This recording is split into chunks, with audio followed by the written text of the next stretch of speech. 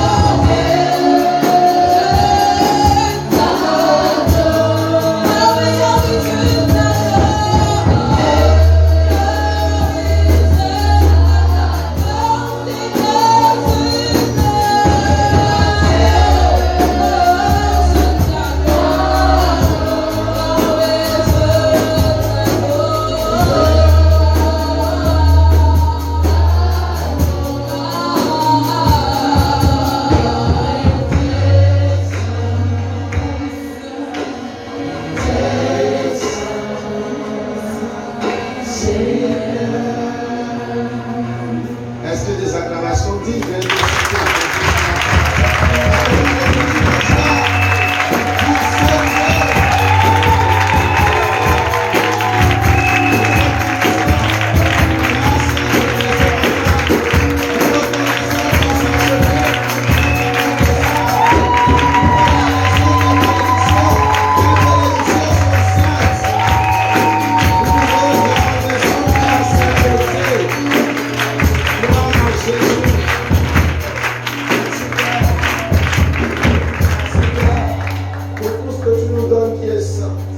C'est parce que tout cela est saint, c'est pourquoi l'ennemi ne peut pas toucher cela. Tout ce qui est saint fait fuir l'ennemi. Tout ce qui est saint éloigne l'ennemi de nous au nom de Jésus. C'est pourquoi nous sommes rassurés que dans ta présence, l'ennemi ne peut pas venir se réjouir dans ta présence. Dans ta présence, Père, l'ennemi ne peut pas venir voler ce que tu nous as donné parce que c'est saint. Oui, la sainteté, l'ennemi ne font pas bon ménage. Les ténèbres ne collaborent pas avec la lumière. L'ennemi fuit devant la sainteté de Dieu. Oh, nous reconnaissons ta sainteté. Merci pour ce culte de sanctification et pour cet enseignement que tu as point pour pénétrer les cœurs ce matin, afin encore de nous faire passer à un autre niveau, pas nous condamner, mais nous faire passer à un autre niveau. Merci pour ta grâce encore. Merci pour toutes ces personnes que tu as tirées vers. Malgré la pluie, malgré toutes ces choses, ils n'ont pas regardé à cela, ils sont venus. Ils sont venus par ta force et par ta grâce, ils recevront encore cet enseignement puissant. Sois élevé et glorifié au nom de Jésus. Amen.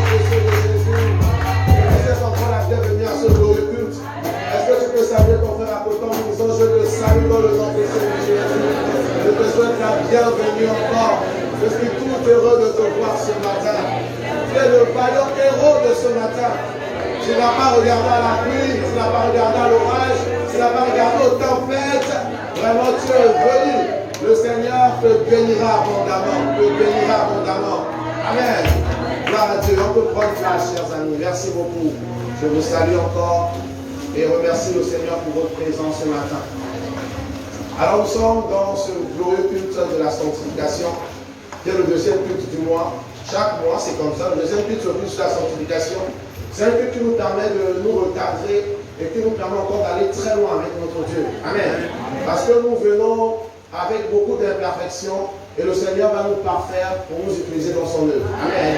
Il va nous parfaire. Nous sommes toujours dans le thème des chemins qui nous disqualifient du ciel.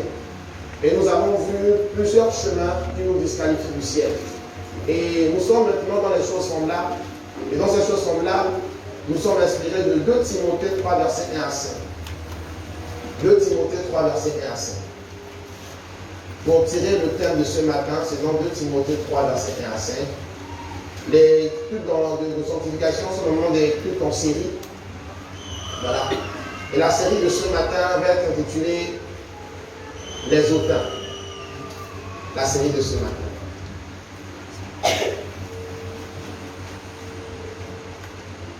Vous êtes à 2 Timothée 3, versets 1 à 5. Si vous y êtes, lisez. Moi, je ne suis pas là-bas. 2 Timothée 3, versets 1 à 5.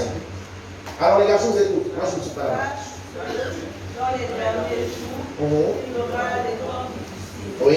Car les hommes seront égoïstes, amis de l'argent, fanfarons, hautains, blasphémateurs, fidèles à leurs parents, ingrats, irréligieux, insensibles, déloyaux, calomniateurs, inconquérants, cruels, ennemis des gens de bien, frères, emportés, enflés d'orgueil, aimant le plaisir plus que Dieu, ayant l'apparence de la piété, mais reniant ceux qui ont fait la force. Éloigne-toi de ces hommes-là. Amen. Amen. C'est important. Vous voyez toute cette liste. Le Seigneur dit, si vous repérez des personnes comme ça, éloignez-vous de ce type de personnes. Vous voyez. Mais dans l'Église, il veut qu'on parle de cela pour que chacun de nous se corrige. Vous voyez. Et si après l'enseignement, la personne refuse de se corriger, éloigne-toi de ces personnes. Ne soyez pas plus sage que la Bible ou bien plus sage que Dieu. Lorsque Dieu dit quelque chose, alignons-nous à cette chose-là. Amen. Alignons-nous. Ne cherchons pas à montrer que nous sommes plus amour que Dieu. Dieu est plus amour que nous. Il aime tout le monde. Mais quand il te dit ce type de personne, éloigne-toi d'elle, il faut t'éloigner. Amen. Parce qu'il connaît la profondeur du cœur de ces personnes-là. Amen. Gloire à Dieu. Je voudrais encore vous donner l'importance de la sanctification. L'importance de la sanctification avant de rentrer dans ce message. Prenez 1 Thessaloniciens 4, verset 3. 1 Thessaloniciens 4, verset 3. Dans ces passages que je suis ce matin d'abord. Vous y êtes? On peut y aller? Ce que Dieu veut, c'est votre sanctification. C'est que vous vous absteniez de l'impudicité. Vous voyez?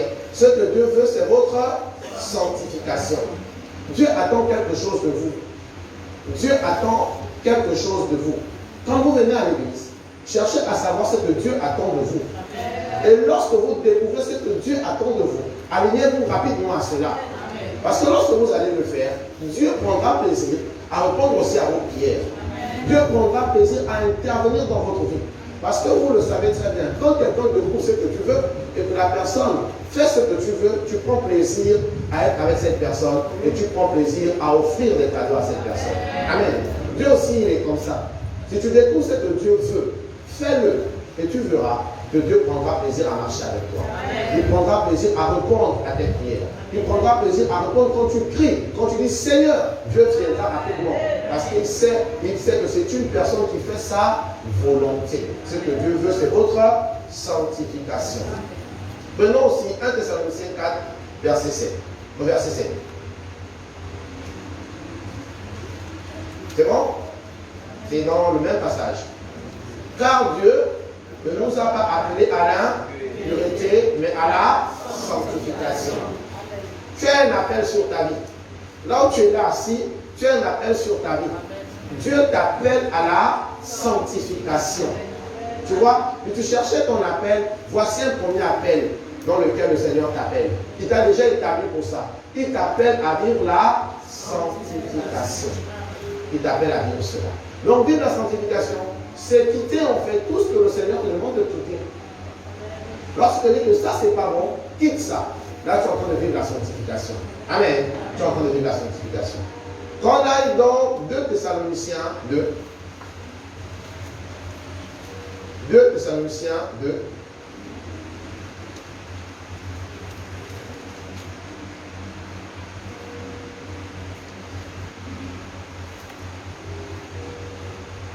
c'est bon? 2 Thessaloniciens 2, verset 13, on dit? Verset 13. Pour mon frère, bien-aimé du Seigneur, nous devons avoir à votre sujet rendre continuellement grâce à Dieu, parce que Dieu vous a choisi dès le commencement pour le salut par la sanctification de l'Esprit et par la foi en la vérité. Vous avez été choisis depuis longtemps. Amen. Si vous êtes là, c'est parce que vous êtes le choix de Dieu. Amen. Amen. Vous êtes le choix de Dieu, c'est pourquoi vous êtes là. Alors, étant le choix de Dieu, vous découvrez pourquoi Dieu vous a choisi, vous rentrez dans sa volonté. Il vous a choisi pour la sanctification. Amen. C'est ce qui fera la différence dans le temps qui court entre les vrais chrétiens et ceux qui se font simplement appeler chrétiens. La différence se fait par la vie de sanctification. Quand on te regarde ton style de vie, on reconnaît que celui-là, Dieu est avec lui par son style de vie, par la sanctification qu'il mène. Vous voyez, ce n'est pas parce que tout le monde va se faire appeler chrétien ces derniers temps qu'on va dire que tout le monde est chrétien. Dieu va regarder le style de vie.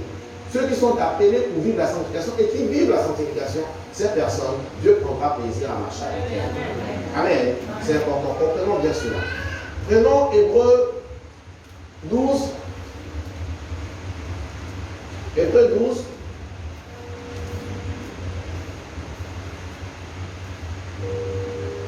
Verset 14. C'est bon? Hébreux 12, verset 14. On peut lire ensemble?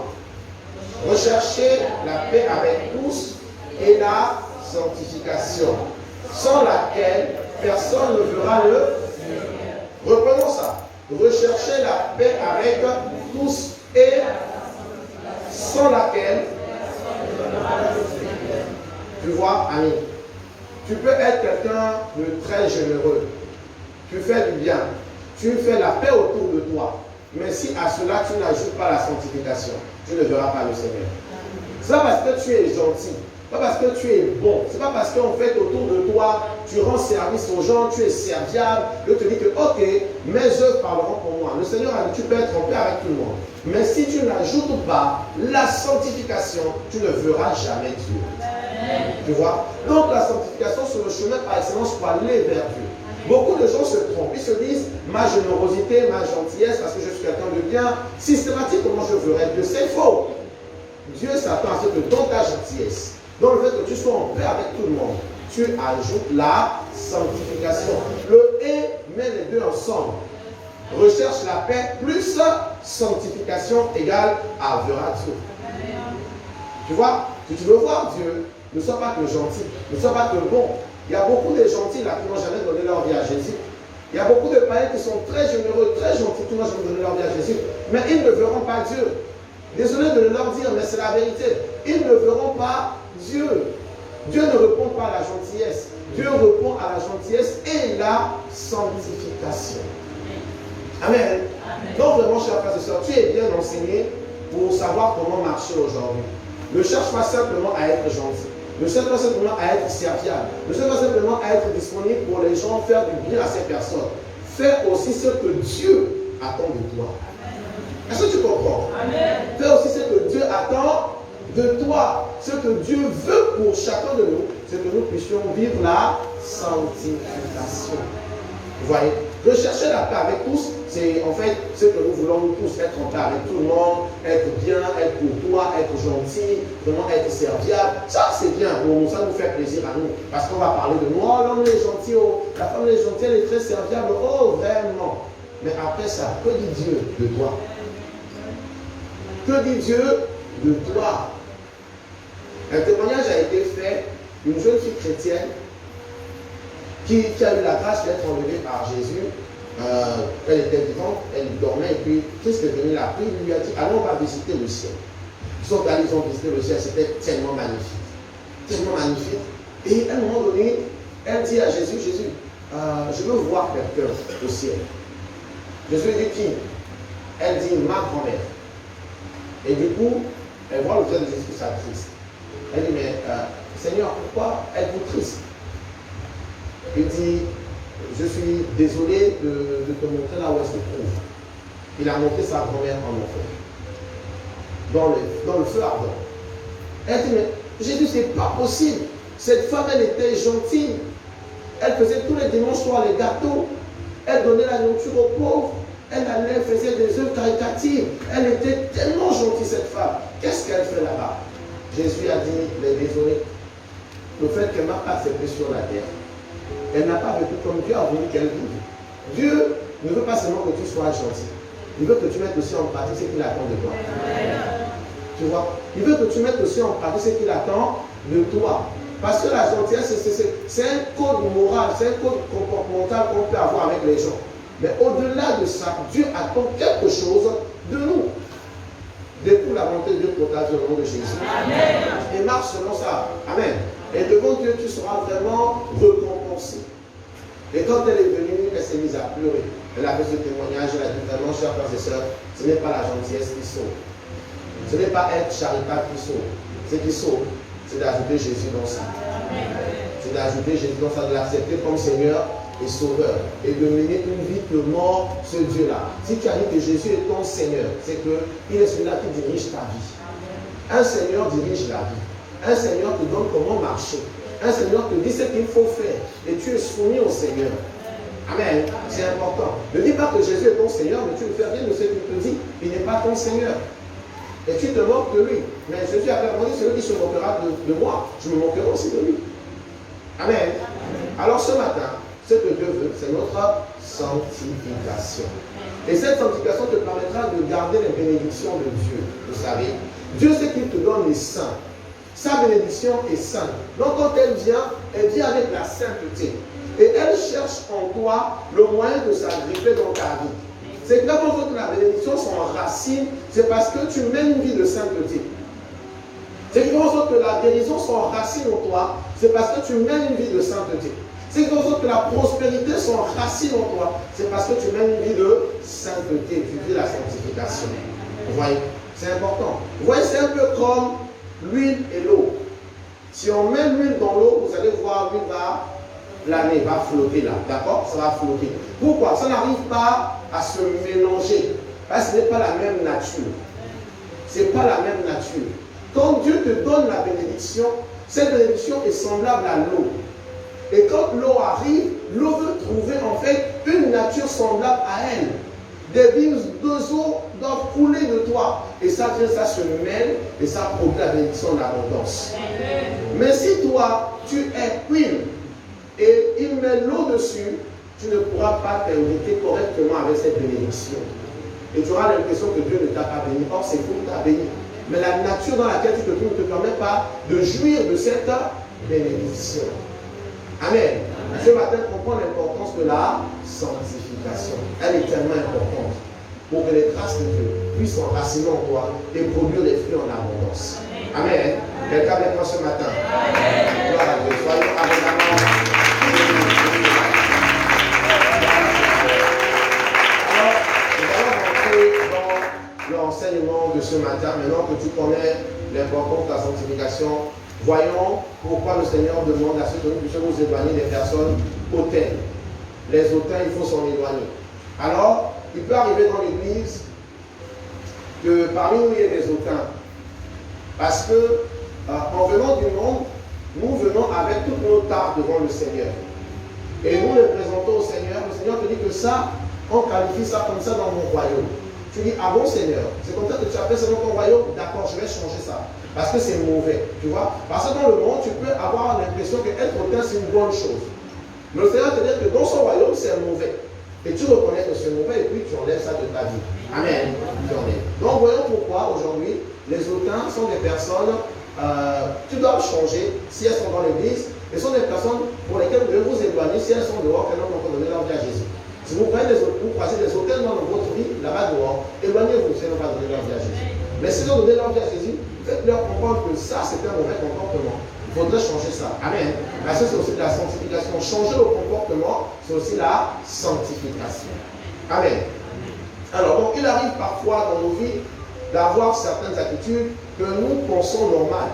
Parce que nous avons vécu dans un environnement dans lequel il était approuvé. Or, ces comportements peuvent nous mener en enfer.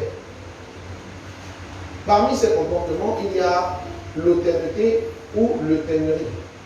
C'est comme ça qu'on appelle le comportement le fait d'être hautain. Le fait d'être hautain, c'est l'authenticité ou l'authenterie. Ce sont des mots qui sont en voie de disparition, mais il faudrait les ramener dans le vocabulaire. Amen. Alors, donc, l'authenterie est dangereux. Nous allons alors comprendre pourquoi c'est dangereux, la définition, l'origine, les manifestations, les conséquences et comment en sortir. Et comment en sortir. C'est très dangereux parce que quelqu'un qui est hautain va se dire qu'il n'a pas besoin des gens. Il est tellement suffisant qui se dit, il n'a même pas besoin de Dieu dans ses projets. Lui-même, il peut tout faire. Il se met à mépriser tout le monde autour de lui. Il écrase les autres. Vraiment, c'est terrible. Vous voyez, c'est terrible. Voyons la définition. Comment définit-on un hautain? Être hautain, c'est être dédaigneux, prétentieux, vaniteux, arrogant, méprisant, suffisant, snob. Être hautain. Être dédaigneux, prétentieux, vaniteux, arrogant, méprisant, suffisant, snob. Parfois, on peut aussi ajouter mégalomane ou narcissique. Oui, oui, mégalomane ou narcissique. On verra tout ça, on va les définir. On va les définir. On va les définir. Donc, ce sont des personnes qui se sentent supérieures aux autres et qui les prennent de haut, les méprisent en affichant une attitude d'indifférence. Vous voyez? Elles se sentent toujours supérieures. Moi, je suis une classe supérieure, moi. Le frère qui est assis à côté de moi ne doit même pas s'asseoir à côté de moi. Parce que vraiment, il y a que l'église qui nous réunit. Sinon, dans la vie, on ne peut même pas marcher ensemble. C'est garçon comme ça. Parfois, quand on s'assoit, même quand on s'assoit ensemble, le gars fait tout pour ne pas qu'on se touche. Ne me touche pas, tu sens pas bon. Ne me touche pas, les amis que tu as portés, c'est quelle marque? Ne me touche pas. Gardons une distance. Quand on sert trop les choses à l'église, ça les énerve. Parce qu'ils ne veulent pas toucher certaines personnes. Les auteurs. Ouais, c'est grave. Alors, les auteurs sont aussi, comme on disait, des snobs et des mégalomanes. Voyons ce que c'est qu'un snob.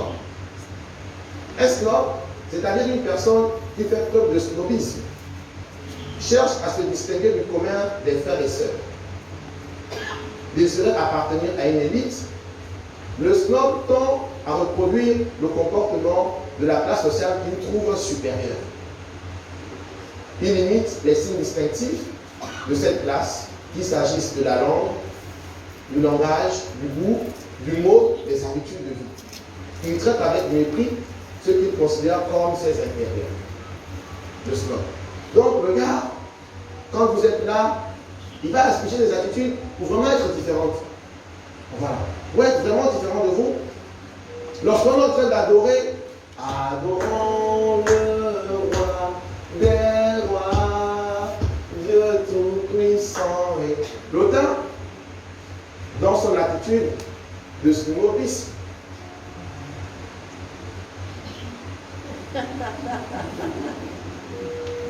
et en fait, ces gars-là ne savent pas qu'ils étaient auteurs. Aujourd'hui, ils vont savoir la vérité. Amen. Et ils vont changer. Amen. Et si dans l'église, ils continuent comme ça, sécurité au test pour le mettre dehors après. Amen. Parce que la Bible dit éloignez-vous de ce type de personnes. Amen. Amen. Vous êtes bien enseigné pour ne pas demeurer dans la bêtise. Amen. Vous êtes bien enseigné. Vous voyez. Si prochainement dans le temps d'adoration, vous voyez quelqu'un qui est dans cette église qui reçoit cet enseignement, regardez-les bien. Bien scanné les gars. Gloire à Dieu. Je vous ai tous suivis aujourd'hui. Alors, donc si vous voyez quelqu'un, on a pleine adoration, nous adorons notre Dieu. Nous adorons, nous adorons, nous adorons notre Dieu. Le gars ou la dame.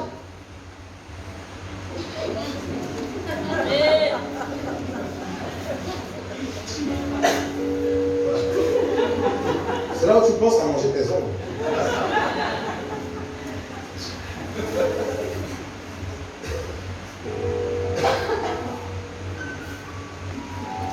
Nous adorons notre Dieu. La présence de Dieu dans la salle.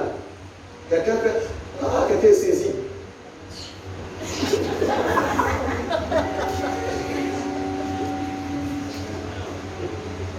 Les snobs.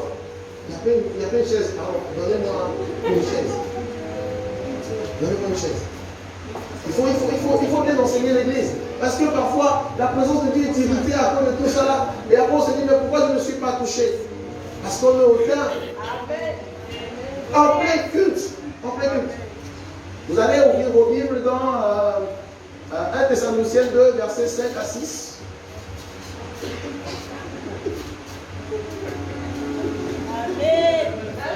Lisons la parole. Celui qui lit sa bouche sans mauvais.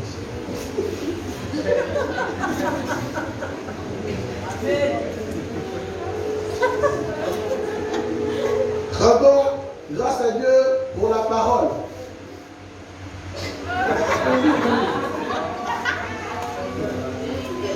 Ils sont là.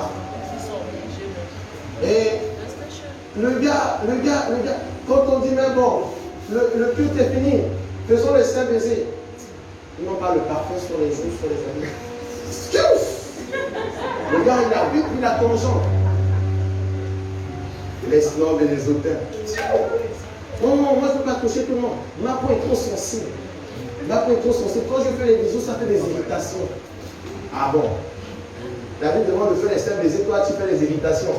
D'accord, tu vas avoir les joues irritées à chaque fois que tu verras. Tu vois, les gars, ils ont des accoutumes étranges. Quand on dit maintenant, dansons pour la gloire de Dieu. Ah, les gens sont là. Yaya Yesue, Yaya Nonga. Oh Yesue, Yaya Nonga, mon po. Oh, Yaya, Yaya. Yaya. L'autain, le snob. Tu danses même mal. Tu ne danses même pas.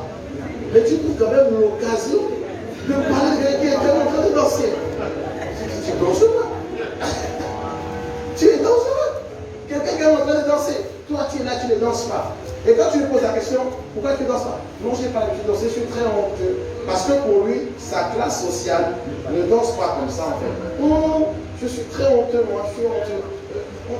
On ne fait pas ça. Est-ce que je suis à demander tout ça? On ne fait pas ça. Il faut être honnête. Mais tu as décidé d'être dans une église où c'est vivant. Personne ne t'a forcé.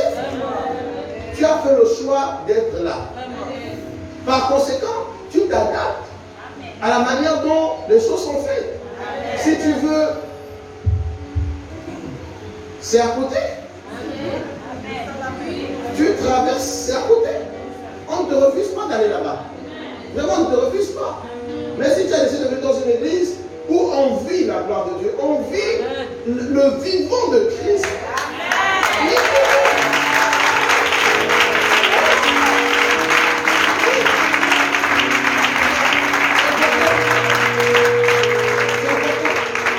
Les personnes ne savaient pas que j'étais au terme en fait. Elles ne savaient pas. Vous voyez, regardez, les gens sont incroyables.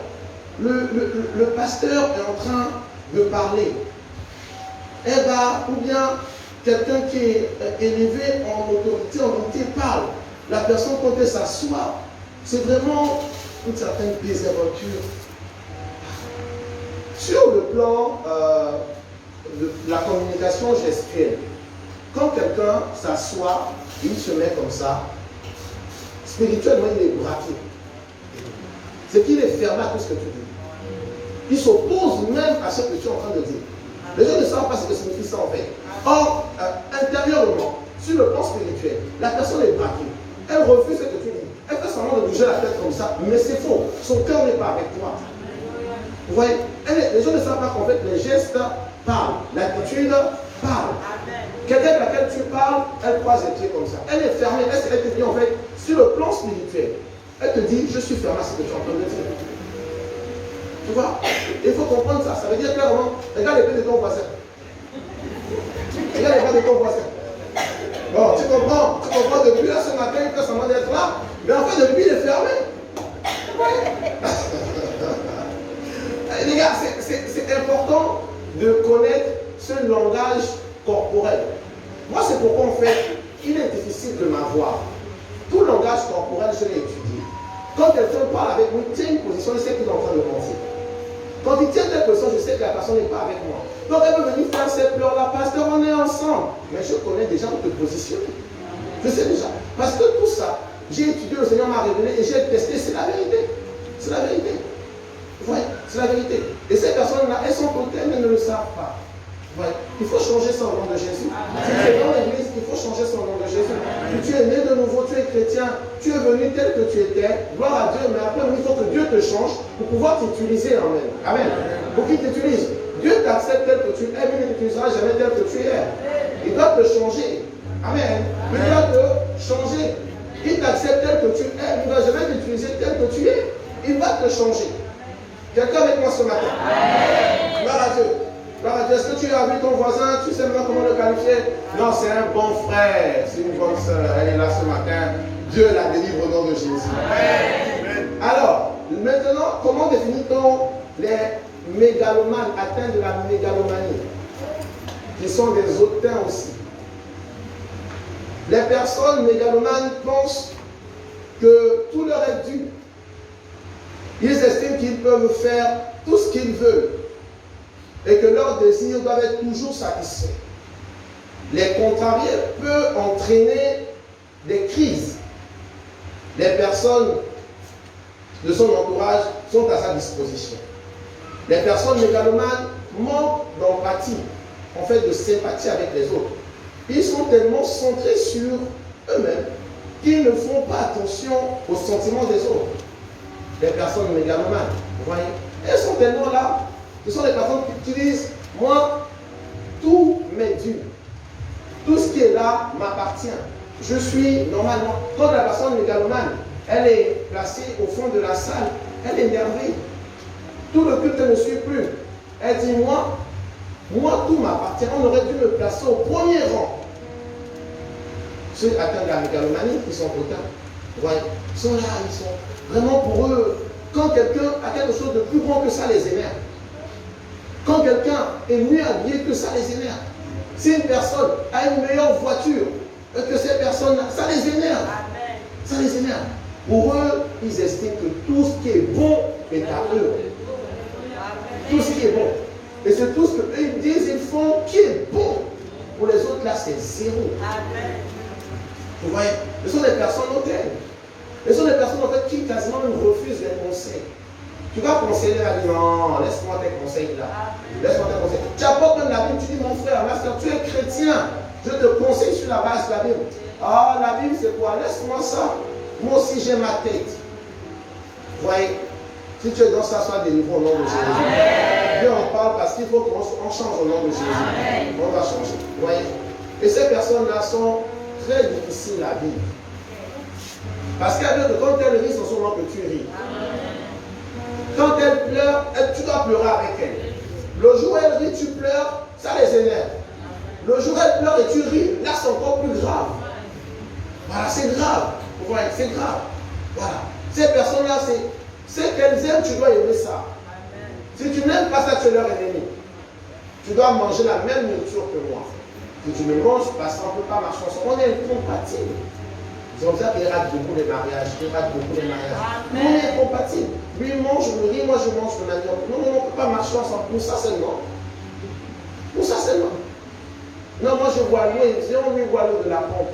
Le problème est vous êtes tous hydratés. Vous êtes tous hydratés. S'il voit l'eau de la pompe et qu'il est hydraté avec le tant pis. Toi tu bois l'eau et tu bois ton évian. Amen. Amen. Non. Puisqu'il n'aime pas la même couleur que moi, on n'est pas compatible. Lui, il aime le jaune, moi j'aime le noir, j'aime un peu tout ce qui est sombre, machin. Lui, il veut le jaune, c'est trop visible, il est trop. Non. Ouais. Pour ça, on ne peut pas se faire la guerre. Mais quand tu es victime de la mégalomanie, de l'hautainerie, tu veux que tout soit fait comme tu penses dans ta vie. Tu vois? Et c'est pas bon. Quelqu'un avec moi ce matin? Quelqu'un reçoit une délivrance ce matin? Sois délivré au nom de Jésus. Si le Seigneur en place, c'est pour que tu sois libre au nom de Jésus. Pour que tu sois libre. Moi, avec mon épouse, elle mange la viande de brousse. Moi, je n'aime pas la viande de brousse. Ça me donne tout le monde du ventre. Mais quand elle mange ça, je suis content, je l'accompagne. Elle dit, c'est bien. C'est bien. Après, même, je pique un peu dedans. Elle m'a appris à manger le porc épique. Elle m'a appris à manger ça. Et puis le ventre, je l'ai accepté. Le manioc, ce n'était pas trop mon truc. Nous, on a grandi beaucoup avec le riz. Mais elle, le manioc, non. Si elle n'a pas mangé, elle n'a pas mangé. Si tu n'as pas mis le manioc, elle n'a pas encore mangé. Mais on a aimé le manioc aujourd'hui. On a aimé ça. Elle a fait manger le manioc avec la nana. C'est bon.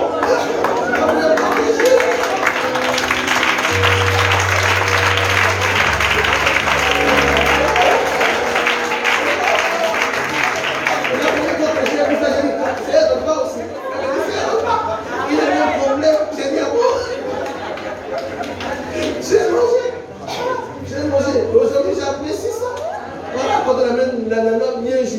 avec le manioc, le jus là, tu dis, tu es plein. Tu es plein. Oui. Ne soyons pas coincés pour rien. Ne rendons pas la vie difficile, les gars. La vie est tellement simple. Si l'autre mange que ne meurt pas, c'est que ça ne tue pas. Hein? Rendons la vie simple. Ne soyons pas des personnes hautaines, snobs là, mégalomane en disant moi je suis que comme ça, s'il n'y a pas ça comme ça, on ne peut pas marcher ensemble. Non, non. Changeons ça au nom de Jésus. C'est le monde qui nous a trompés au nom de Jésus. Ce n'est pas Dieu qui a fait ça, c'est le monde qui nous a trompés. Vous voyez? Et quand on vient en Dieu, Dieu dit ça là, c'est le monde qui t'a trompé. Enlève son nom au nom de Jésus. Amen. Quand il n'en passe pas pour te détruire, c'est pour te faire du bien, pour que tu sois délivré. Amen. Amen. Amen. Gloire à Dieu. Alors, voyons maintenant les origines. Les origines. D'où vient en fait l'hôtellerie? Ça vient d'où?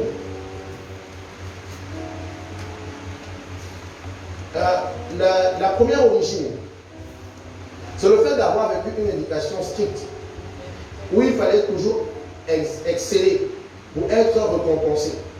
Ou à l'inverse, avoir reçu une éducation trop laxiste, où les compliments fusaient et l'admiration était sans limite. Quand vous éduquez les enfants, soyez équilibrés. Soyez équilibrés. Si vous donnez une éducation trop rigide, vous allez faire un moquin, un mégalomane qui pense qu'il est meilleur que tout le monde. Donc pour lui, tout lui appartient. C'est lui qui est le maître du monde. Parce qu'on lui a toujours dit, tu es bon, tu as excellé, tu es bon, comme tu es premier de ta classe, donc tu l'es. Tu peux être premier de ta classe et être inutile quelque part. Tu peux être premier de ta classe et ne pas connaître quelque chose. Oui, parce qu'avoir la connaissance universelle, ce n'est pas la connaissance de la vie pratique. Les deux se complètent. Amen. Les deux se complètent. C'est important, vous voyez. Ou bien dans les éducations où tu passes ton temps à dire à ton enfant, même s'il a échoué, tu dis tu es intelligent, ouais, vraiment tu es bon. Quand l'enfant n'a pas bien travaillé, tu n'as pas bien travaillé. Je sais que tu es intelligent, mais tu n'as pas bien travaillé. Tu dois encore donner le meilleur de toi. Amen. Ne cherche pas toujours justifier le chef de ton enfant. Non, c'est le maître, c'est la maîtresse. L'école a des tout par bonne. Non, le gars aussi l'a gaffé. S'il y a des enfants qui ont pu passer en classe supérieure, c'est que lui, il a gaffé. Amen.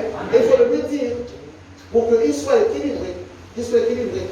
Vous voyez, les enfants qui ont été éduqués sévèrement deviennent des personnes hautaines. Quand il y a trop de rigueur, trop, il faut pouvoir être équilibré. Comme on dit le bâton et la carotte. Quand on a chipoté un peu de carotte, on arrange. Parce que la Bible aussi dit la berge éloigne la folie de l'enfant. Parfois, l'enfant peut devenir fou. Une petite chicotte, et puis on le ramène dans le droit chemin. Amen. Amen. Amen. Gloire à Dieu. Il ne faut pas aussi trop souvent élever vos enfants. Les élever, ça veut dire en fait les mettre dans une position élevée, une position machin. Quand vous avez, faites attention, quand vous avez beaucoup d'enfants, il faut avoir beaucoup de sagesse. Sinon, vous allez créer des tensions dans la maison intimement. Vous allez créer des Joseph et des frères de Joseph qui vont chercher à tuer leur frère Joseph. Soyez calme, la Bible enseigne ça. Soyez calme. Quand vous avez vos enfants, vraiment faites attention. Ne faites pas les partis pris.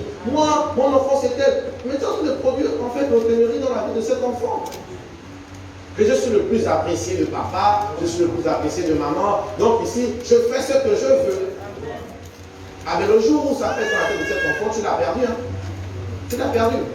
Et le jour où ton préféré ne réussit pas, celui que tu as méprisé là qui a réussi. Amen. Tu vas vieillir mal. Oui, parce que, les gars, on ne connaît pas demain. Et on ne connaît pas demain. Moi-même là, on me vendait moins cher. Moi-même que tu vois là, on me vendait moins cher. Les gens venaient quasiment voir maman en nous disant, mais envoie l'enfant à faire la mécanique. Comment tout le il reprend, il reprend. Il va aller où comme ça?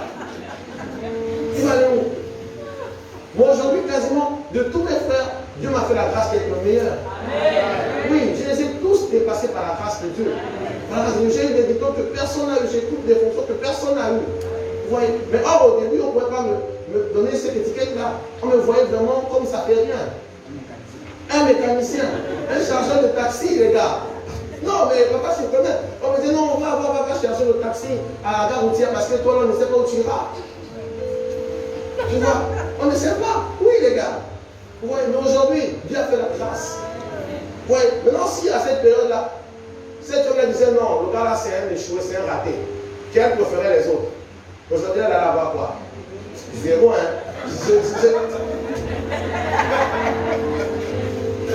Ouais, c'est important. C'est important d'aimer tous les enfants. De croire en chacun de ces enfants. L'avenir est très surprenant. On ne sait pas qui peut devenir grand demain. Celui que tu as vu très brillant là, demain il peut être le plus cancre. Ah oui, celui que tu as vu timidement là, demain il peut être le plus élu, les gars. Amen. Donc, soyons sages dans l'éducation de nos enfants. Quand on en a beaucoup, équilibrons. Même si aujourd'hui il n'est pas en train de réussir dans les études, il va réussir dans un domaine-là. Il va te faire du bien. Amen. Amen. Avec moi ce matin.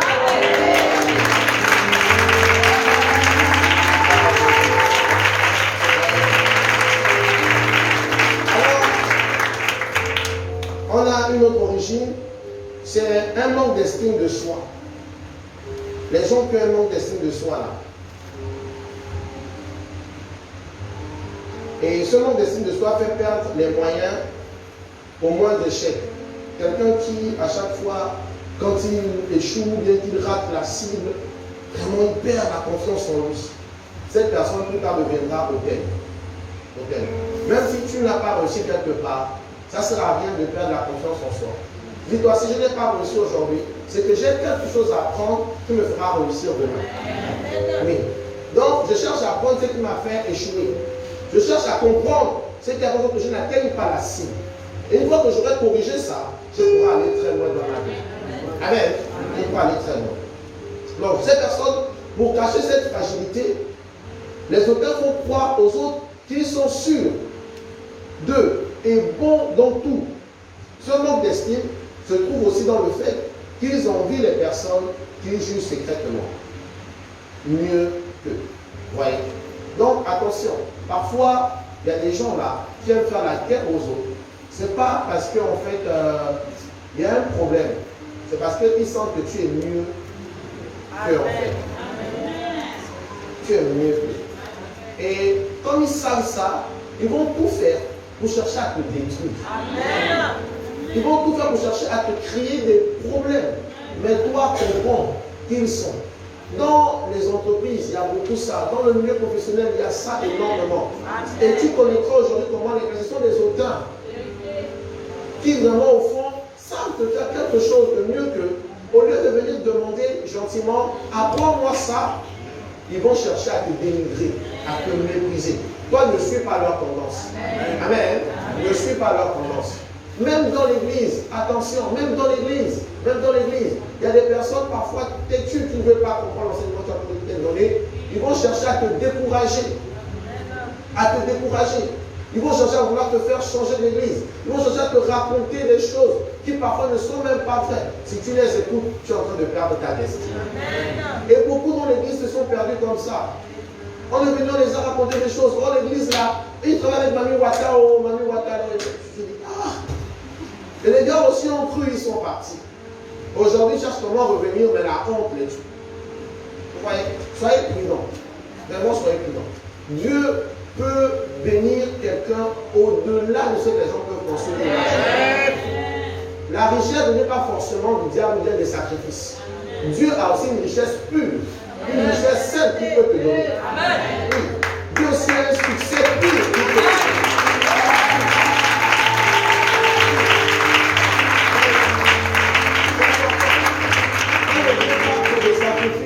Des choses sales, non. Il y a aussi ce qui est vrai, qui vient de Dieu. Amen. Donc vraiment, il faut croire que Dieu peut bénir quelqu'un, peut transformer sa vie, parce que c'est réel. Amen. Gloire à Dieu.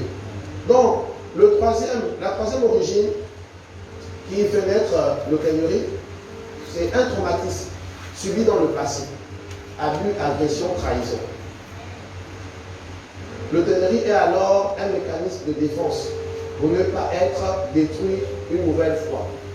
Les personnes qui ont été trop méprisées dans leur enfance, qui ont été trop mis à l'écart dans leur enfance, qui ont été abusées dans leur enfance, quand Dieu les fait réussir et qu'ils n'ont pas compris en fait la grâce de Dieu sur leur vie, ils deviennent hautains. Ils deviennent hautains pour dire maintenant je vais me protéger. Je vais vraiment prouver à ces personnes-là que j'ai réussi aussi dans ma vie. Donc ils se comportent maintenant en se trompant les autres, en méprisant les autres, parce qu'ils disent quand j'étais jeune, tu ne m'as pas aidé, tu m'as fait souffrir, tu m'as violé, tu m'as abusé, maintenant que j'ai grandi, je vais me venger. Donc je te montre que je suis devenu quelqu'un. Vous voyez, il faut corriger ça. Si tu as reçu le risque, c'est par la grâce de Dieu. C'est par la grâce de Dieu. Et laisse Dieu te venger. Amen. Dieu a dit dans sa parole que c'est de sa responsabilité d'infliger en fait l'affliction à ceux qui nous affligent l'affliction. Donc pardonner et laisser ça. Amen. Pardonner et laisser ça et avancer. Et avancer. Pas besoin d'être hautain, pas besoin d'être snob. On se tomber les autres en disant non, moi maintenant, quand j'étais petit, tu ne parlais pas moi, donc voilà maintenant, je suis devenu quelqu'un aujourd'hui. Tu vois maintenant, je suis. Non, laisse. Sois humble, sois calme. Dieu te lèvera davantage. Parce qu'au niveau où tu es là, Dieu même n'a encore rien fait. Est-ce que tu sais ça? Là où tu es là aujourd'hui, Dieu là, il n'a encore rien fait. Amen. Il a tellement des plans incroyables de succès pour toi. Que cela te soit donné au nom de Jésus. Il a des plans incroyables pour toi. Ne t'arrête pas là en te disant moi je suis déjà arrivé. Non. Calmons-nous. Amen. Amen. Alors tous ceux qui ont subi des traumatismes dans l'enfance, le remède c'est de pardonner. C'est de pardonner. En disant ce matin je fais un effort de pardonner. Je laisse tomber tout cela. Mon Dieu est avec moi.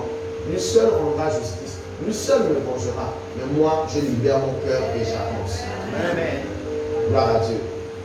Alors, autre chose qui peut être à l'origine de l'hautainerie, c'est des parents eux-mêmes hautains qui n'ont jamais appris à leurs enfants à vivre dans l'humilité et la modestie. Des parents hautains vont faire des enfants hautains.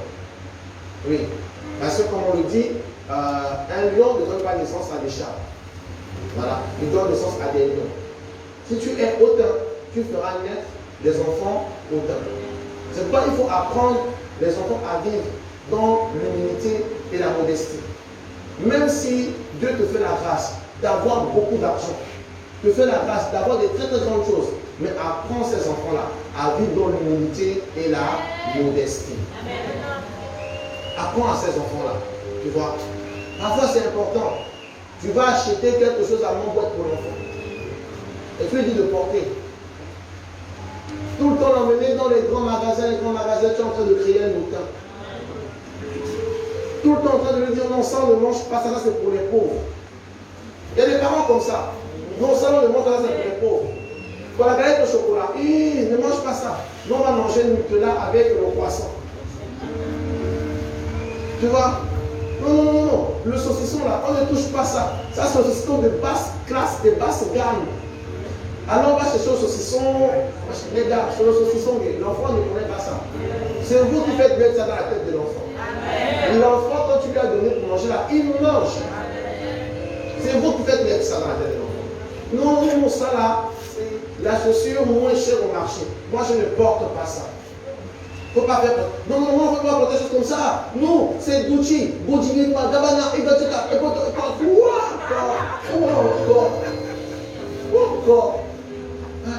Il peut prendre une situation simple, il porte qu'il avec les autres. Avec les autres. Non, mes enfants ne jouent pas avec les enfants pauvres du voisin.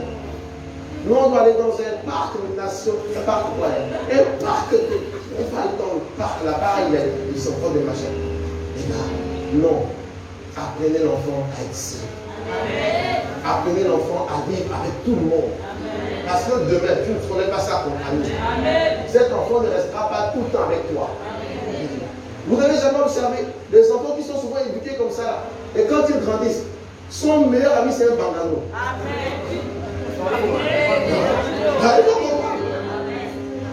La fille que tu as gardée, tu as chouchouté bien, quand tu vas t'amener le gars, c'est le braqueur du quartier.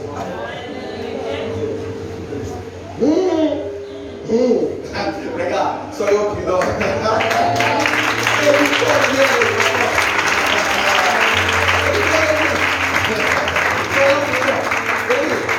C'est le bangano du quartier là qui vient faire fumer le tata. Parce que tu l'as tellement. Et tu vois même à un moment donné refuser de manger les choses dans le temps. Tu veux manger quand je fais la boîte de sardines. Tu sais où elle a pris ça? Chez le voisin. Regarde, fais en sorte que l'enfant soit humble. Que l'enfant soit modeste. toi-même, Dieu t'a fait la grâce de réussir, mais garde les enfants dans l'humilité et la modestie. Garde-les dans ça. Quand tu les habitues trop dans les grandes choses là, à un moment donné, ces enfants auront du mal à s'accoutumer à la société. Parce que laisse-moi te dire, dans cette société, il y a plus de pauvres que de riches. Il y a plus de pauvres que de riches. Apprends ton enfant à vivre avec tout le monde. À vivre avec tout le monde. Pour que cet enfant ne soit pas complexé demain. Après ton départ là, il arrive à être dans la société, à s'intégrer dans la société. Parce que les auteurs là ne s'intègrent pas dans la société. Ils sont tout le temps aigris, tristes quand les parents s'en vont. Ils ne savent plus quoi faire de leur vie. Ils sont perdus. Parce qu'ils n'ont pas appris à vivre avec tout le monde. Et nous autres, on apprend avec tout le monde. Quand tu vois avec le bandana, on est là, on dit quoi, le gars, le poteau, en forme, on est ensemble. Quand on se retrouve avec les gars, les chefs, tout ça, on adopte le langage qu'il faut. Quand on se retrouve avec le gars qui parlait d'argent, on parlait d'argent ensemble. On vit avec tout le monde tranquille. Quand je t'ai dit de donner la boîte de sardines avec le piment, avec le manière, tu es content, tu dis Joe, on a mangé. On a mangé. Quelqu'un t'amène la veille, te fait manger le caviar, tu manges le caviar, tu bois. C'est bon. Tu vois. Il faut apprendre ton enfant à être un passe-partout. À un passe-partout. Parce que la richesse que tu as aujourd'hui, là, tu peux devenir pauvre demain. Amen. Tu peux devenir pauvre demain. La richesse, là, ce n'est pas un actif. Ce n'est pas en permanence. On ne connaît pas demain. Apprends ton enfant à être humble, à être sain. Moi, je n'utilise pas la pâte qu'on achète chez Aladji. La pâte. Non, moi, je n'utilise pas le dentifrice. La pâte, c'est aussi le dentifrice. Comment on appelle ça? C'est aussi le dentifrice. Ouais, c'est important. Ouais, parce que les parents hautains vont faire des enfants hautains. Très souvent, les enfants sont à vos images, en fait. Ils sont à vos images. Si les parents sont querelleurs, ils sont tout le temps violents, colériques, les enfants seront pareils. Ils seront pareils. Parce que vous êtes leur premier reflet. Ils vous regardent et puis ils font comme vous. Ils font comme vous. Si tu es le genre de maman qui crie tout le temps sur papa, ta fille aussi qui crie sur son grand frère, il y aura la bagarre.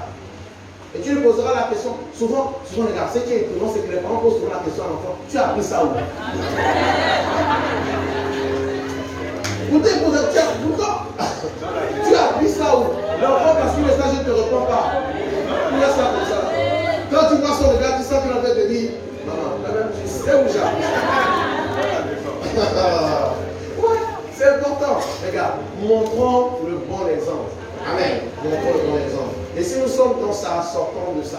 Parce que, les amis, nous allons maintenant rentrer dans les manifestations et les conséquences. C'est terrible. C'est terrible. Si Dieu dit qu'au dernier jour, les gens seront comme s'il faut s'en éloigner, c'est que c'est pas bon. C'est pas bon. C'est vraiment pas bon. Alors, les manifestations. L'automériste se manifeste par plusieurs façons. En parole, en action et en pensée. Oui? En parole, en action et en pensée. On peut avoir des personnes qui ont des paroles très hautaines. Très hautaines. On peut avoir des personnes qui ont des actions très hautaines. Et ces actions-là, ce soit un regard, un sourire, des gestes. Oui, parce que même dans le regard, les gens peuvent être hautains. Tu vois quelqu'un qui fait ça. Ça, c'est quoi ça? Moi, je ne sais même pas ce que les gens là veulent me dire quand ils font ça. Tu vois quelqu'un qui passe. Tu regardes. Il t'a fait quoi? Il t'a fait quoi? Donc le regard aussi peut, en fait, parler en fait, peut dire que cette personne est hautaine. Il y a aussi même les gens qui ont le sourire hautain. Oui. Quand tu parles à la personne, elle a un sourire comme vous dites. Quand vous dites qu'il n'est pas très intelligent, c'est ce qu'il est en train de dire là. Il n'est pas très intelligent. Ou bien, il ne faut même pas. Il me parle, je l'accepte quand même. À bouche comme ça. Ouais. Les gens vont dire non, il sourit peut-être parce que ce qu'on lui dit l'intéresse. Non, il est en train de t'insulter. Il t'insulte copieusement dans son cœur là. C'est lié, il te mange la bonne sauce. Regarde, je t'assure. Et souvent, Les femmes aiment trop faire ça. Les femmes aiment trop faire ça, il faut arrêter. Donc le gars qui t'aborde là n'est pas ton genre, ton niveau. Tu n'as pas besoin de faire comme ça. Vérité. Il n'est pas un humain. C'est quand même quelqu'un. Reprends gentiment. Dis-lui non, laisse tomber papa, laisse.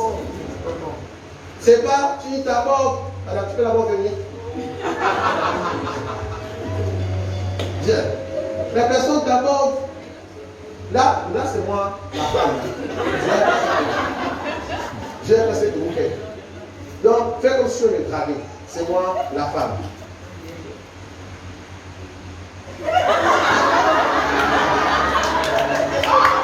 Pourquoi comme ça?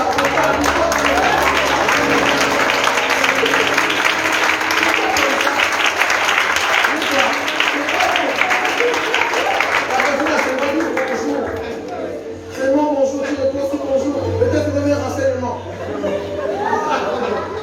Tu vois, c'est pas bon. Ouais. Donc, voyons maintenant les manifestations proprement dites par rapport à la parole de Dieu. Alors, les auteurs aiment faire la guerre aux autres. On le disait déjà. Psaume 56, verset 3 le dit. Vous pouvez noter, comme l'enseignement il est un peu long, on va avancer rapidement. Psaume 56, verset 3 dit qu'ils aiment faire la guerre aux autres. Deuxième manifestation dans la parole de Dieu, les auteurs aiment se moquer des autres. Proverbe 21, verset 24. Ils aiment se moquer, et c'est pas bien. Proverbe 21, verset 24.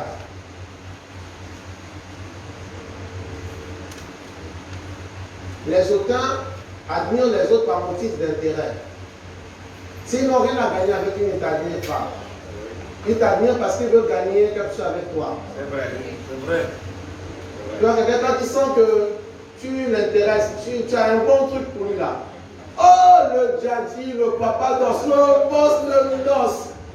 Tu sais que lui là, il est venu avec une amie bizarre. Depuis que 2 mois, c'est pas ça, tu m'appelles jamais le djadji. C'est aujourd'hui.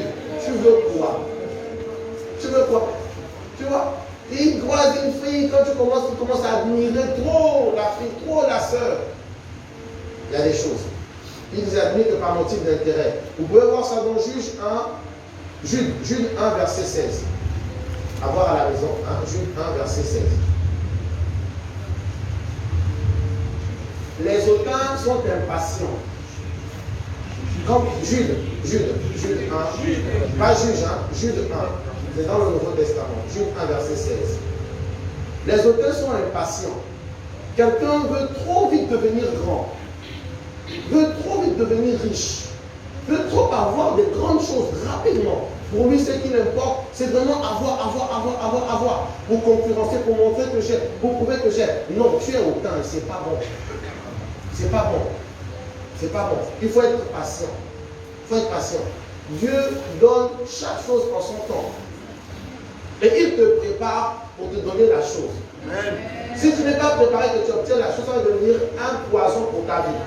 Ça peut être un élément destructeur pour ta vie. Si tu rentres trop tôt, regardez même, il y a même des gens qui cherchent des enfants pour la concurrence. Amen. Et ils vont faire des enfants très jeunes, très tôt, et ils souffrent après dans leur vie. Amen. Donc Dieu veut te préparer pour te donner cette chose au moment opportun où tu auras le bonheur total. Amen. Tu vois, c'est important de comprendre ça. Les auteurs sont impatients. Si dans ta vie actuellement, tu es impatient, tu veux tellement de grandes choses, tellement de choses. Non, écoute, tu es auteur. Il faut changer ça. Il faut changer. Vous voyez, vraiment, soyez patients. Les hommes sages sont patients. Ils attendent le temps de Dieu pour leur vie. Amen. Ils attendent le temps de Dieu. Alors, un autre point, c'est que ces personnes aussi manifestent des comportements ou des allures extérieures d'une fierté dédaigneuse et arrogante. Tu vois, ils ont des allures là. Quand vous voyez les auteurs, leurs allures, oh non, c'est terrible. C'est terrible. Leurs allures, c'est terrible.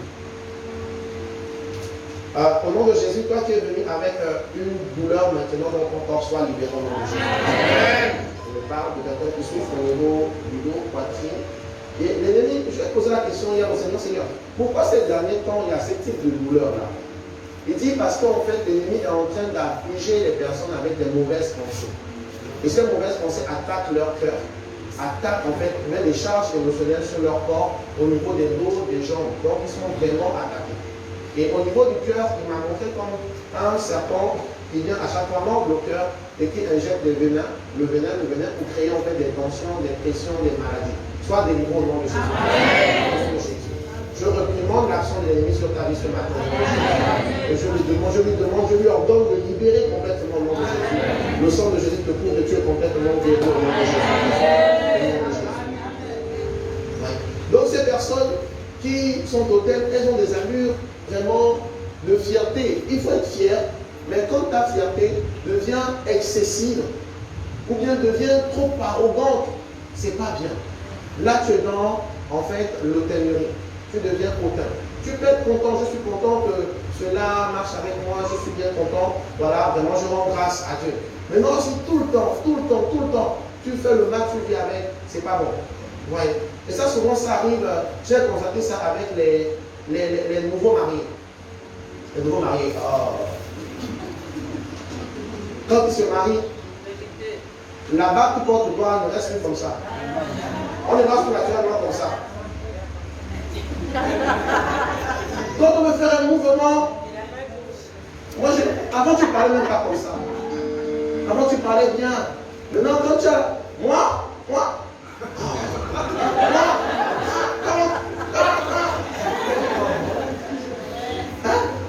non, on demande de se cacher la main, sinon après c'est aussi le réveil. Ouais, on vous demande d'être naturel. Quand tu es même marié, sois naturel. Parle de la même façon comme tu parlais avant. Il y a des gens quand ils sont mariés, le langage même change. Non, mais tu vois, moi quand je suis avec mon épouse,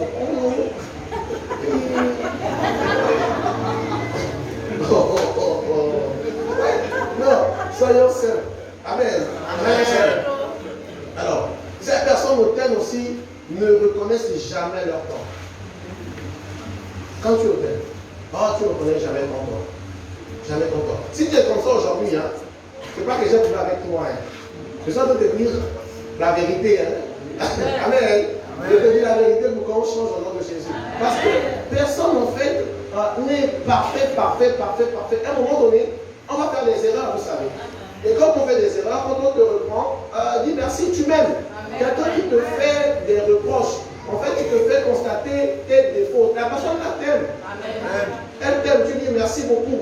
Vraiment, je vais changer. Ouais. Même Dieu, à un moment donné, a fait une erreur. Vous savez, ça m'a dit, quand il a fait le début, il voulait exterminer tous les méchants de la terre. Après, il s'est repenti. Il a dit vraiment, je ne ferai plus jamais de début à cause de l'homme sur la terre. Même Dieu, à un moment donné, peut reconnaître que l'acte qu'il avait apposé était trop excessif, en fait. Ouais. À plus forte raison, nous, les hommes, on peut avoir beaucoup de tard, beaucoup de manquements. Donc, quand on fait des remarques, quand on nous fait des remarques, acceptons-les et corrigeons-nous. Amen. Corrigeons-nous, c'est pour notre propre bien. Surtout les hommes hautains reprisent toujours les remarques de leurs femmes. Ah non, moi je suis l'homme, on ne fait pas. Moi je connais tout. Homme. On ne connaît pas tout. Mais la femme que Dieu a mis à côté de nous là, connaît mieux que nous sur certains points. Acceptons ça et changeons. Amen. Non, moi je connais tout, je maîtrise tout. Ah, même la Bible dit quand on est en train de la créer, toi tu dormais. Toi tu dormais. Quand Dieu créait la femme là, tu dormais. Donc ce qu'il a dit à cette femme là, donc on se met, tu ne connais pas. Déjà même ça là déjà, tu vois que tu ne connais pas tout. Amen. Amen. Amen. Les hommes, la Bible nous parle. Amen.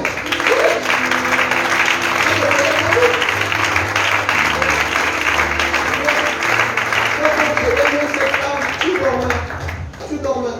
Ouais. Donc à un moment donné, reconnaissons que on ne connaît pas tout, que la gloire soit revenue à Dieu. Amen. Et si on nous fait des remarques, on est en tort, reconnaissons les torts et corrigeons-nous et avançons. Amen. Amen. Gloire à Dieu. Alors, on va aussi voir un dernier point et puis on va passer à autre chose. Une personne hautain survalorise ses capacités. Survalorise ses capacités. En fait, elle pense que ses compétences et ces accomplissements sont extraordinaires. De ce fait, ils doivent être considérés comme supérieurs aux autres. Quelqu'un d'autant veut toujours montrer ce qu'il possède. Quelqu'un d'autant veut toujours montrer ce qu'il commet. Moi j'ai ci, moi j'ai ça, moi j'ai ci, j'ai fait ci, j'ai fait ça. Donc quand on voit ça, quand on te voit, quand tu dis ça, tu veux qu'on t'admire. Et le jour où on ne t'admire pas, ça t'énerve. Quand tu parles de tes réalisations, quand on ne t'admire pas, ça t'énerve. Non, moi j'ai ceci, moi j'ai cela, moi j'ai fait comme ça, moi j'ai fait comme ça. Tu survalorises tes capacités et c'est pas bon. C'est pas bon. Les personnes auxquelles pensent qu'elles sont les plus talentueuses du monde. Elles sont les plus talentueuses. Elles sont les plus brillantes du monde. Que vraiment dans cette administration, il n'y a personne comme moi. Tous sont des cancres ici. Ils ne travaillent pas, ils ne font rien. Mais tu es très hautain. Très hautain. Dans cette église, il n'y a personne qui est autant riche que moi. Moi, je suis, voilà, j'ai ceci. Mais non, tu es très hautain. Très hautain. Mais ici, vraiment, il n'y a personne qui... Non, pardon. Vraiment, que cela change au nom de Jésus. Amen. Que cela change. Parce que vraiment, les amis, si Dieu veut nous faire la description véritablement de la richesse, on sera étonné que celui qui pense qu'il est riche, il est pauvre. Amen. Celui qui pense qu'il est pauvre, là, il est le plus riche devant Dieu. Amen. Donc, vraiment, soyons humbles. Soyons humbles. Alors, je voudrais vous décrire le profil un tout petit peu des auteurs. On a 5, sinon 6 types d'auteurs. On a l'auteur manipulateur. L'auteur manipulateur. Lui, il n'a aucun scripture à se servir d'autrui pour obtenir ce qu'il veut. Faites attention à ces personnes-là. Elles sont hautaines, elles vont t'utiliser simplement pour obtenir ce qu'elles veulent. Une fois qu'elles auront obtenu ce qu'elles veulent, elles vont te jeter comme une vieille paire de chaussettes. Faites attention. Voyez? Il y a les auteurs séducteurs. Ils usent de leur charme irrésistible pour manipuler autrui. La séduction est physique, mais aussi intellectuelle. C'est le pervers hautain. Tu vois quelqu'un qui est là, il va jouer au séducteur pour t'avoir. Il va vraiment mettre son charme en avant pour t'avoir. C'est vraiment des hautains. Vous voyez? Et vraiment, parfois dans l'église, on en a beaucoup. Changez au nom de Jésus. Amen. Soyez vrais avec Dieu. Soyez vrais. Ils vont mentir, ils vont faire des choses pour simplement te séduire. Et ce n'est pas bon. C'est pas bon. Soyons vrais avec le Seigneur pour que le Seigneur nous change. Amen. Amen. On a aussi les auteurs passifs et agressifs. Ils considèrent que les autres sont moins bien qu'eux en fait. Et se plaignent constamment de l'incompétence des autres. Non, les autres sont souvent incompétents, ils ne sont pas bien, ils ne font pas bien, Et souvent, on en a ça dans l'église, qui parle toujours du service des autres. L'autre ne fait pas bien son travail, ne fait pas bien ceci, ne fait pas bien cela. Mais s'il ne fait pas bien pris pour la personne, s'il ne fait pas bien, aussi rentre dans l'école de disciples, termine l'école et plus rentre dans un département, fait mieux que lui. Parce que pour servir ici, il faut passer par l'école des disciples. Et cette école, je vous assure, c'est le feu. C'est le feu. Et tu n'es pas fort, c'est le feu. Mais donc, quand quelqu'un est en train de servir, vous ne connaissez pas son parcours. S'il ne fait pas bien, aidez-le à faire bien. Priez pour lui. Conseillez la personne. Amen. C'est important. Alors, on a aussi les auteurs élitistes. Ces personnes, elles aiment le pouvoir, la domination. Et le manifestent par une attitude hautaine. Vous voyez? Ils aiment le pouvoir, la domination. Eux, quand ils arrivent à l'église, si on ne devient pas chef, ils ne sont pas contents. Moi, je dois être chef ici. Si je ne suis pas chef, mais moi, je ne viens plus à cette église. Les auteurs églises. Donc, si je ne suis pas chef, je ne viens plus à cette église. Si on ne m'honore pas, je ne viens plus à cette église. Je veux être honoré, élevé et positionné. Et là, j'ai le pouvoir et j'agis. Il faut faire attention à ce type de personnes. Si tu es comme ça, c'est pas bien. Partout où tu passes, tu n'es pas obligé d'être chef. Partout où tu passes, tu n'es pas obligé d'avoir du pouvoir. Tu peux être incognito aussi dans la foule. Il y avait le moment où Jésus allait quelque part, il était incognito. Il était incognito. Parfois c'est important. On n'a pas besoin de savoir qui tu es parfois. Oui. On n'a pas besoin de savoir ce que tu fais. Fais-le discrètement et fais avancer les choses. Amen. C'est important. Alors on a aussi des auteurs fanatiques. Les auteurs fanatiques. Ils voient grand et veut toujours plus que ce qu'il a, car il estime qu'il le mérite. C'est ce que l'on appelle avoir la folie des grandeurs. Et les auteurs qui ont vraiment la folie de grandeur, pour eux, tout ce qu'ils veulent, c'est ce qui est grand. Ce qui est grand. Ce qui est grand. Je veux tout ce qui est grand, visible, vraiment observable partout. Parce qu'on doit voir que j'ai la chose. Vraiment, il ne faut pas être comme ça quand on est chrétien. Quand on est chrétien, on est modeste. Dieu peut te bénir richement. Tu peux faire des choses brillantes, excellentes. Mais sois modeste dans ton attitude, dans ta manière de faire. Amen. Amen. C'est important. C'est important. Quelqu'un est béni ce matin? Amen. Quelqu'un est béni ce matin? Amen. Voilà Dieu. Quelqu'un n'est pas quitter ce comportement ce matin? C'est important. Il faut qu'on quitte. Il faut qu'on quitte ça parce que le Seigneur nous demande vraiment de changer. Amen. Amen. Avant les auteurs fanatiques, il y avait les auteurs élitistes. Élitistes. Oui. Donc ce sont des personnes qui ont le pouvoir. Elles ont le pouvoir. Alors nous allons voir maintenant les conséquences. D'accord? Les conséquences. Le Seigneur m'a permis d'avoir 5 conséquences dans la Bible. Si tu es hautain, première conséquence, tu seras toujours abaissé. Parce que le Seigneur dit, il rabaisse ceux qui s'élèvent. Et ceux qui se rabaissent, qui s'humilient, Dieu les élève. Vous voyez? Tu seras toujours abaissé. Ésaïe 2, versets 11 à 12. À lire à la maison. Ésaïe 2, versets 11 à 12. Les auteurs sont toujours humiliés. Si tu es hautain, tôt ou tard, tu seras humilié. Et celui qui va se charger de ton humiliation, c'est Dieu lui-même. C'est Dieu lui-même qui va t'humilier. Tu vois. Donc, il est mieux que ce matin, quand tu prennes conscience en te disant, mieux, j'abandonne cette attitude avant que Dieu lui-même ne se lève contre moi en fait. Amen. Parce que Dieu, il va se lever contre tous ceux qui sont côté à un moment donné. Oui. Mieux, tu te dis, non, ce matin, j'ai été enseigné, je vais faire simple. J'abandonne. Amen. Amen. J'abandonne. Les auteurs, vous savez, restent stériles et ne prospèrent jamais. C'est incroyable. Quand j'ai lu ça dans la Bible, on va lire ce passage. Psaume 17, verset 10. Psaume 17, verset 10. Vous y êtes? Psaume 17, verset 10. La Bible dit, ils ferment leurs entrailles et ils ont à la bouche des paroles hautaines.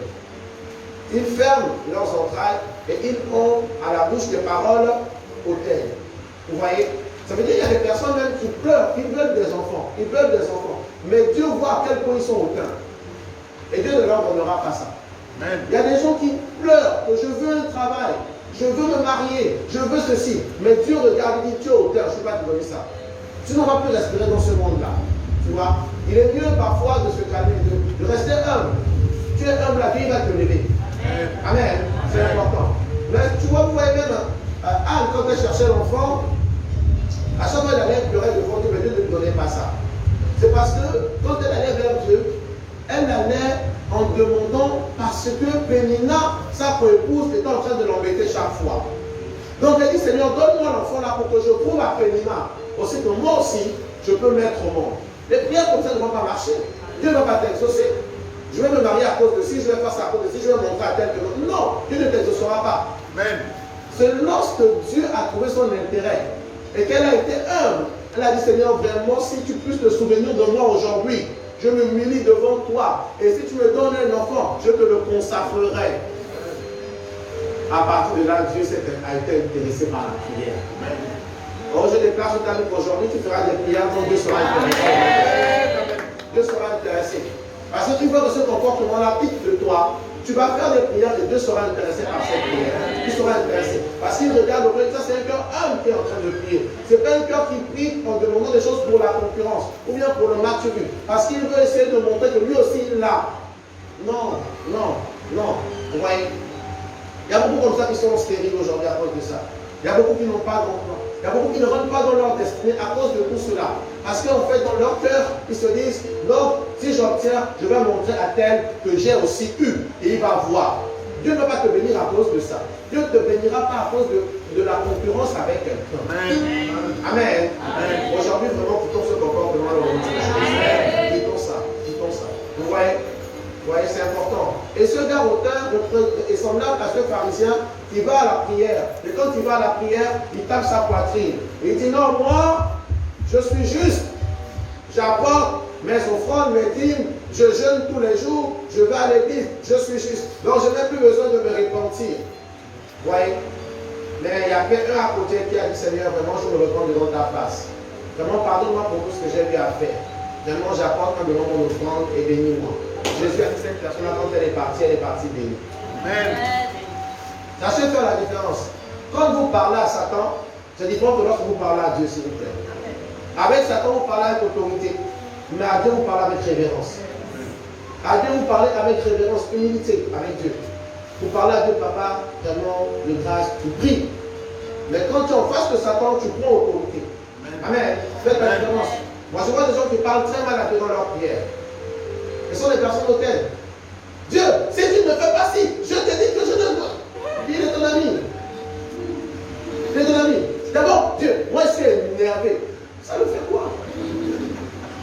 Sérieux, ça ne fait rien à Dieu. Tu peux être énervé, en colère, ça ne fait rien à Dieu.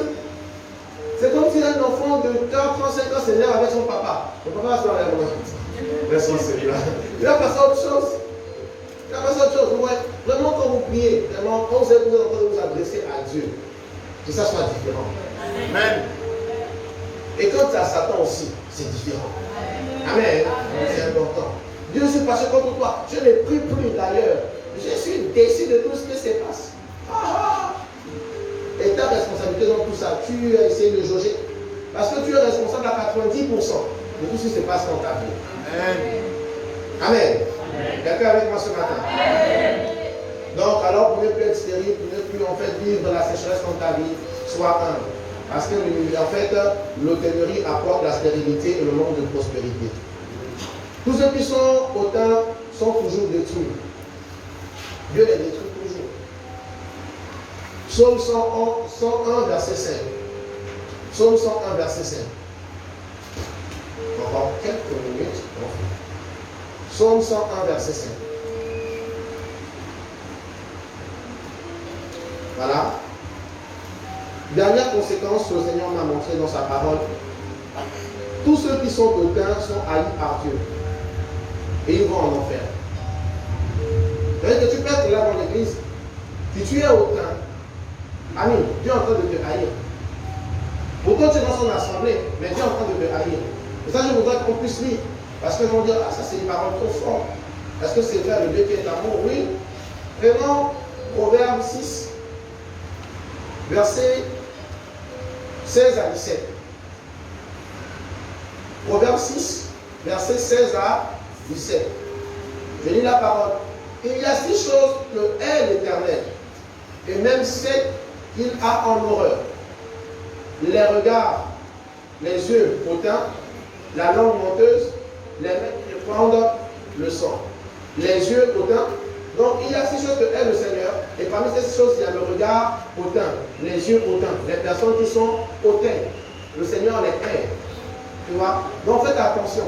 Le Dieu d'amour peut aussi devenir le Dieu qui te hait. Parce qu'en fait, tu refuses de quitter une attitude. Il hait les yeux hautains. Il hait les regards hautains. Faites attention. Donc, si tu te retrouves dans cette situation, aujourd'hui, on en parle, peut-être comme ça en riant, mais c'est très sérieux dans le royaume. Beaucoup ne sont pas exaucés parce qu'ils sont très hautains. Et Dieu, s'il te hait, ami, je ne sais pas qui pourra encore t'aimer. Satan ne t'aimera jamais. Si Dieu te hait, je ne sais pas qui pourra t'aimer. Même l'homme qui dit qu'il t'aime là, il ne peut pas t'aimer plus que Dieu. La femme qui dit qu'elle ne peut pas t'aimer plus que Dieu. Il est mieux toujours de chercher l'amour de Dieu. Et Dieu aime les personnes humbles. Il aime les personnes humbles. Les personnes hautaines, il les hait. Il faut sortir de ça au nom de Jésus. Ça veut dire que si Dieu te hait, tu ne peux pas accéder à la maison de Dieu. Si Dieu te hait, tu ne peux pas rentrer au paradis. Parce que tu n'accepteras pas dans sa demeure les personnes qui hait. Comme toi aussi, tu n'acceptes pas les personnes que tu hais dans ta maison. Et Dieu aussi n'acceptera pas les personnes qui hait dans sa maison. Donc, la finalité de tous ceux qui restent avec cette attitude-là, c'est l'enfer, les amis. C'est l'enfer. Tu peux être là à l'église tous les jours, tous les jours, tous les jours. Mais si tu es hautain, tu seras étonné de te retrouver en enfer. Il nous demande même dans 2 Timothée 3, verset 1 à 5, de nous éloigner des personnes qui ont ce type de comportement. C'est-à-dire que lui-même s'est éloigné depuis longtemps. Si Dieu nous demande de t'éloigner de certaines personnes, c'est que lui-même déjà, il est parti depuis longtemps. Ouais, donc nous faisons attention les amis. C'est un enseignement, certes, simple, mais très profond. Très capital pour la vie chrétienne. Très capital. Très capital. Il faut qu'on change. On quitte ces genres d'attitudes-là. Amen. Et nous verrons Dieu agir dans nos vies. Et nous avons, les amis, nous avons plus besoin de Dieu qu'il a besoin de nous. Nous avons plus besoin de nous. Alors s'il y a des choses qui disent que ça là, ça ne me plaît pas dans ta vie, pardon, enlève. Enlève. Amen. Alors, voyons maintenant comment sortir de cette situation, comment sortir de cela. La première chose, il faut reconnaître son état et être vrai avec soi-même. Il faut reconnaître son état et être vrai avec soi-même. Ça veut dire que là où tu es aujourd'hui, tu dois reconnaître si tu es auteur toi-même. Parce que Dieu nous demande d'être notre propre juge. On doit se juger nous-mêmes. On doit se juger nous-mêmes. On doit s'examiner nous-mêmes. Quand je m'examine aujourd'hui, dans tout ce qui a été cité, suis-je auteur? Seigneur, peut-être que ce qui a été dit, il n'y a pas ce qui me concerne. Mais s'il te plaît, Seigneur, fais en sorte que vraiment s'il y a une attitude cachée, une théorie dans ma vie, que cela soit révélé. Que cela soit révélé pour que je change ça au nom de Jésus. Parce que je n'ai pas envie de me retrouver en enfer. Après t'avoir servi, après avoir été présent dans l'église, en pensant que je faisais bien. Oh, il y avait cette attitude-là que tu haïssais dans ma vie. Et dit faisant en sorte que tu n'étais même pas avec moi. Vous voyez, c'est important. Deuxième chose, il faut se repentir. Une fois qu'on a su la vérité, il faut se repentir. Il faut quitter ça. Il faut quitter ça. Parce que vraiment, ce n'est pas une bonne chose. Troisième chose, s'occuper des choses de son niveau. Parce que les gens aiment s'occuper des choses qui sont plus élevées que. Voilà. Quand tu n'es pas à ton niveau, laisse ça. Laisse ça. Toujours en train de savoir que dit le chef, que fait le chef. Laisse. Ça, c'est sa vie là-bas. Que fait le pasteur? Dans la chambre, avec sa famille, fait quoi? Ça ne te regarde pas. Tu cherches trop. Combien la voiture a coûté? Et combien la maison a acheté? Combien? Ami, laisse. Occupe-toi des choses de ton niveau. Les problèmes dans l'église, c'est toi ta moucha qui est partout, on dirait la musarène. Amen. Ah, il faut, c'est pas bon. Tu veux toujours venir intervenir. Non, tu n'as pas besoin de parler tout le temps. On ne t'a même pas sollicité, mais c'est toi qui veux parler. Pourquoi? Là, tu veux montrer que j'ai la sagesse. Même si tu ne me sollicites pas, moi je peux te parler, je peux te conseiller. Là, tu vois, quelqu'un va te gifler sur la bouche, je peux te dire les gens sont mauvais. Tu vois, c'est important. Il y a des choses, quand tu vois les gens parler, tu n'as pas besoin de mettre ta bouche. Tu regardes, tu dis ça, c'est plus élevé que moi. Je passe. Oui, tu passes. Tu vois deux personnes qui se discutent là, tu dis, oh, comme ça là, c'est plus élevé que moi. Sinon, tu peux prendre un coup de poing perdu. Tu laisses. Tu vois le chef qui se discute avec un autre collègue, tu dis, hé, collègue, même tu avais provoqué, que Dieu t'accompagne. Quand tu n'es pas solidaire, regarde, laisse sa solidarité là. Que Dieu t'accompagne. C'est important. Amen. Amen. Parce que c'est cette qualité de l'automnerie. Les gens veulent toujours avoir des choses, avoir des informations partout, tout le temps. Ils cherchent le fruit. Non, c'est pas bon. C'est pas bon. Le chef est payé à combien? Pasteur, on te paye combien? Ça, c'est pas ton problème. Oui, laisse certaines choses à d'autres personnes. Est-ce que tu m'entends? C'est important. C'est important. Tu vois? Le téléphone de l'homme, la laisse, ça d'abord. Toujours en train de chercher des informations compliquées que tu ne peux même pas gérer. Amen. Après, c'est compliqué. Non, les gars, sérieux. Non, sérieux. Sérieux. Tu vois, sérieux. Il faut vraiment te préserver. Préserve-toi. Préserve-toi. Parce que tu t'occupes trop des choses. Trop. Combien il a dans sa poche, combien il a dans son compte en banque, combien il a machin. Occupe-toi des choses de ton niveau. La nourriture est toujours salée parce que ta tête ailleurs. Amen. Bon, laissez-moi parler à quelqu'un. Dis le coup, sois béni. Sois béni. Là, c'est important, sois béni.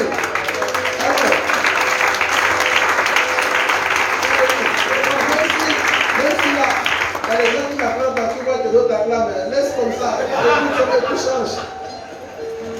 Alors, donc, je vous dis, c'est dit dans le psaume 131, verset 1.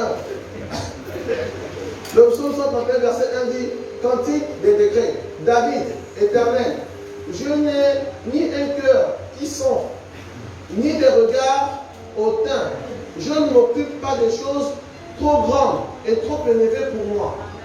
Vous voyez, ceux qui n'ont pas un regard hautain, un cœur enflé, ne s'occupent pas des choses trop grandes, trop élevées pour eux. Ils se calment, ils s'occupent de ce qui est à leur niveau. Vous voyez, ne cherchez pas trop. Les véritables informations viendront à vous. Tu es tout le temps en train de chercher ce qui se passe à la présidence. C'est ta maison. C'est ta maison, c'est pas ta maison. Laisse. C'est qui va être formé pour nous, le peuple va prendre seulement. Amen. C'est important. Quelqu'un avec moi ce matin. Amen. Si tu écoutes, tu es béni au nom de Jésus. Et ça va changer. Ça va changer. Oui. Donc vraiment, occupez-vous des choses qui sont à votre niveau, s'il vous plaît. Gérez les informations de votre niveau et vous allez voir que la vie est plus simple. La vie est vraiment plus simple. Moi, je ne cherche pas trop à savoir ce qui était à gauche et à droite. Parfois, même quand on me dit que France 24 a dit, je dis, ah, j'étais même pas informé, merci. Hein. Moi, c'est la Bible d'abord. Et c'est qui est à mon niveau. Amen. Quelqu'un avec moi. Amen. Gloire à Dieu. Dernier point pour sortir en fait de l'hôtellerie, c'est apprendre à marcher dans l'humilité et la modestie. Il faut apprendre ça. Si tu apprends à marcher dans l'humilité et la modestie, tu verras que les choses sont simples. Les choses sont simples. Je voudrais qu'on aille dans Proverbe. Proverbe 18, verset 28.